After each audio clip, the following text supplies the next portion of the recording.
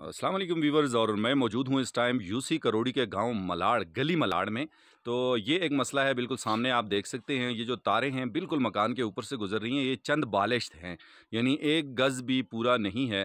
तो ये अल्लाह ना करे किसी भी टाइम, चूँकि मेन तारें हैं, मेन लाइन है, तो ये किसी टाइम भी किसी नुकसान का सबब बन सकती हैं। तो ये जो मालिक मकान हैं ये भी मेरे साथ यहाँ मौजूद हैं, इनसे हम बात करेंगे ये क्या कहना चाहते हैं। जी जनाब, अपना तारुफ भी कराइए और फिर बताइए। अस्सलाम वालेकुम जी, मेरा नाम मोहम्मद जमील है और मैं गली मलाड़ का रहने वाला हूँ। ये मेरा मकान है, आपको नज़र आ रहा है सामने। और इसकी जो ऊपर तार हैं, मेन तार हैं, ये तकरीबन 3-4 फुट के ऊपर हैं और ये हमें बहुत नुकसान है। तो ये बर्फ़ बारिश में हमें बहुत नुकसान देती है। हम लोग बाहर चले जाते हैं, अंदर नहीं रह सकते। तो जियो साहब से मेरी यही दरख्वास्त है कि फिर फ़ौरन तारों काम किया जाए, मकान के ऊपर से हटाई जाए। ठीक है जी, मैं बहुत स्टेट साहब को बहुत शुक्रिया। शुक्रगुजार हूँ और प्रतीक चांद साहब आपको बहुत शुक्रगुजार हूँ, आपने ये हमारी आवाज़ उठाई है। बहुत शुक्रगुजार हूँ मैं आपका। हाँ इसमें जी, जो वेलकम जी जमील भाई, बिल्कुल हमारा फ़र्ज़ बनता है, कोई ऐसी बात नहीं है।